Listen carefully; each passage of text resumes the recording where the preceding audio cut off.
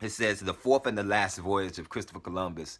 As a last chance to regain his fortunes, the admiral asked for ships to make a new voyage of discovery. This the king and queen granted mainly to get rid of him. On May the 9th, 1502, Columbus set sail on his fourth and last and most adventurous voyage to America. He commanded 4 caravels, La Capitana Santiago de Palos, La Gallega, and the Vizcaya. His 13-year-old son Ferdinand went with him. Ferdinand's account of the voyage, written many years later in a biography of his father, is the best we have. Ferdinand had plenty of playmates aboard, for his father preferred strong, lively boys to old salts who were always grumbling and want to go home. At least 1/3 of the people on his voyage were boys, between 12 and 18 years old. The purpose of this voyage was to discover a passage to the Indian Ocean between Cuba and the other world, found 4 years before. Columbus believed that South America lay a short distance southeast of China. This was a common belief until Magellan's ship returned from a voyage around the world in 1522.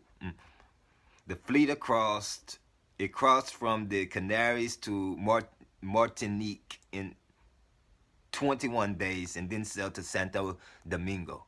Columbus noticed the signs of a West Indies hurricane about to break and sent a captain ashore to warn a vandal. A vandal, however, laughed at Columbus and sent a big fleet to sea. It was struck by the hurricane and 20 ships were sunk with all their crews. Several ships struggled back to Santo Domingo, but only one, which happened to be carrying all the gold Columbus's agent had collected in Hispaniola, reached Spain safely. In the meantime, the 4 ships led by Columbus came through the hurricane with little damage. The ships met in the port of Azua, west of Santo Domingo. From Azua, they sailed past Jamaica to southern Cuba and crossed the Caribbean to the Bay Islands off the coast of Honduras. It was July the 30th, 1502. For the rest of the year, they sailed east and south along the coast of Central America, looking for the strait that was not there. They had to buck headwinds and foul weather along the Mosquito Coast. Everyone was tired and soaked to the skin. Columbus said this was the longest and grimmest tempest he had ever been through. Ferdinand wrote about a storm off the coast of Panama. What with the heat and the wet, our hard tack became so wormy that God help me. I saw many sailors who waited till darkness to eat so they would not see the maggots. On reaching Almirante Bay in the present Republic of Panama, Columbus learned that another ocean lay only a few days' march across the mountains. But he had not found a strait leading to that ocean. He spent New Year's Day 1503 anchored off the site of the present-day United States Naval Base at Coco Solo, Canal Zone, but the explorers never learned how near the Pacific Ocean was. The Indians of Costa Rica and Panama were more civilized than any that Europeans had met before. Columbus had trading cloth, beads, and various small wares obtained a valuable load of copper and gold. Objects such as masts, great discs, and bird-shaped pendants. After passing Porto Bello and finding no strait, he turned westward again and tried to found a colony in the province of Veragua, where gold was plentiful and easy to mine.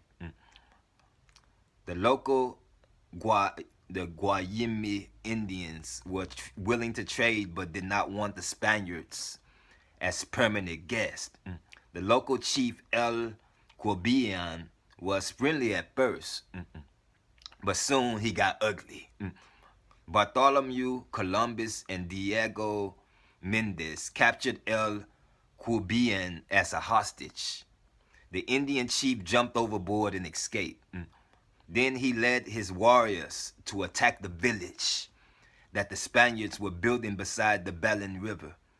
The Indians killed a number of Spaniards, including Captain Diego Tristan of the Capitana, before they were driven off. Columbus could not leave the rest to certain death. He took them all aboard and started home on April the 16th, 1503. Columbus had to move slowly along the coast as far east as possible because his ships were leaking badly from holes eaten in the planking by the teredos, or shipworms. Abandoning the two least seaworthy ships, he cut across the Caribbean. On June the 25th, the waterlogged Capitana and Santiago were beached at St. Anne's Bay on the north coast of the large island of Jamaica. There Columbus was marooned for a year. He sent Captain Diego Mendez in an Indian dugout canoe